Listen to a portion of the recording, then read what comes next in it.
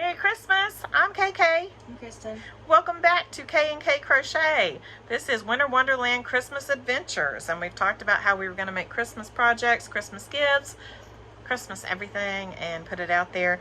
And I had hoped to have a lot more done this week than I do, but as you will see in another video where we filmed dressed the same, I've been working very hard on the Bumblebee Mountain Outreach project, so I've done a little bit on this, but I did, I made up a couple of projects, but I haven't been able to do the amount I wanted to do because of all of that stuff and trying to get, it's not so much now a matter of reaching the numbers I wanted to reach, it's using the yarn I was donated, and I feel guilty if I don't use it this year. I don't want to put it back for another year.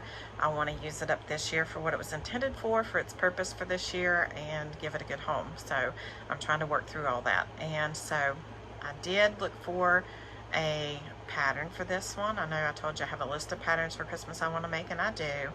This was not on the list. This was not. This came about this week. I was sitting here thinking about her being in FFA, which is a CTE program at her school, an agriculture program. And last year, they were allowed to put up a Christmas tree. And she came home asking about farm animal ornaments. And I have a lot of Christmas ornaments, but I didn't have any of those. So, like I have deer and things like that. We're a hunting family, that kind of thing. So, yeah, I didn't have a clue. So I went to Walmart and I literally found one pig. Not a pig I could buy multiples of, a pig ornament, just one. So I bought it and I gifted it to her instructor for Christmas, who's also a friend of mine.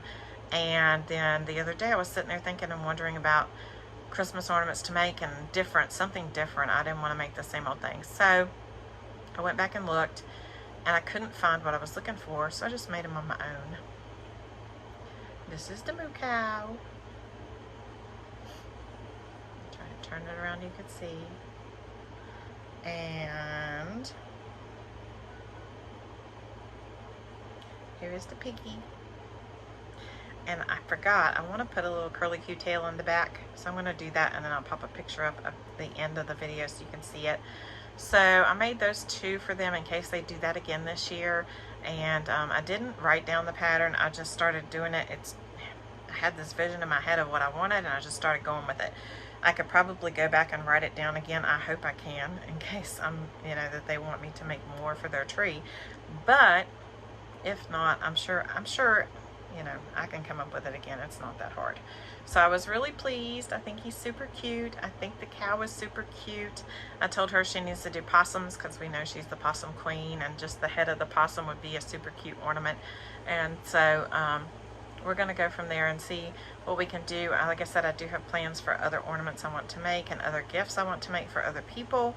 But this week has been about trying to work through that yarn, mainly because it's taken up room in my stash, and I only have a limited amount of space. So the quicker I get through that stuff, the quicker I have storage room for my yarn that I need, and the more comfortable I'll feel working on just my projects, because I know this has a deadline by November 24th to get the hats and stuff out, and I want to use up all that yarn before then. So my Christmas makes, I'm working on them a little at a time, and we'll add what we can as we can and go from there. Notice we got our Christmas background today. There's no Halloween in here. So Merry Christmas. And I know it's not Christmas yet, and for those of you who say I can't, I can't think about Christmas yet. Maybe you say I can't think about Christmas at all. I understand that. We understand that, right? We've been there.